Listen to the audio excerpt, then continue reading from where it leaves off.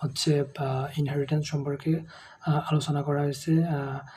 মহানবী সাল্লাল্লাহু আলাইহি ওয়াসাল্লাম আমাদেরকে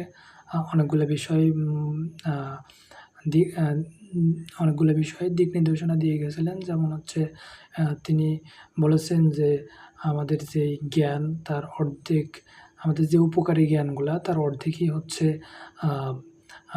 ইনহেরিটেন্সের জ্ঞান। সো সবাইকে ইনহেরিটেন্সের জ্ঞান শিক্ষা দেওয়ার জন্য আল্লাহর রাসূল নির্দেশ দিয়ে গেছেন।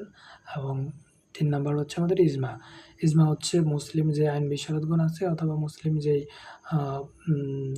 স্কলাররা আছে তাদের যে কোনো একটা বিষয়ে তাদের যে ঐক্যমত্য ওটাকে বোঝায়। সো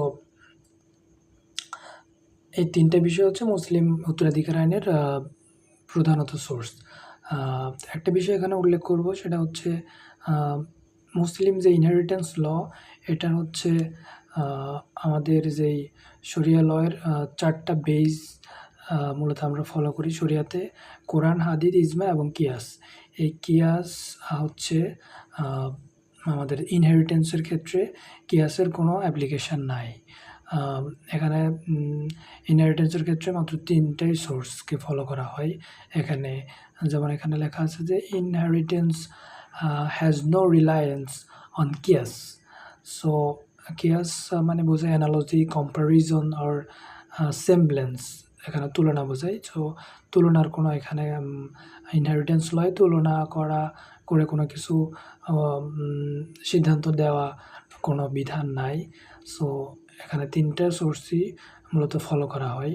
তারপরে আমাদের আলোচনা করা হয়েছে কোরআনিক ভার্সেস অ্যাবাউট ইনহেরিটেন্স।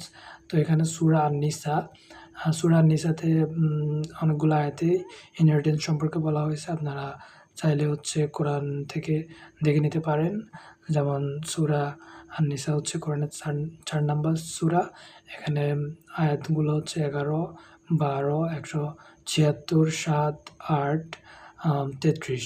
এই আয়াতগুলোতে হচ্ছে মুসলিমদের ইনহেরিটেন্সের যেই শেয়ারগুলো এগুলো বর্ণনা করা হয়েছে এবং যেই মৌলিক বিধানগুলা ওগুলো বর্ণনা করা হয়েছে। যেমন বলা যায় আমাদের প্রথম যে প্রিন্সিপালটাই বলা যায় সেটা হচ্ছে 2:1।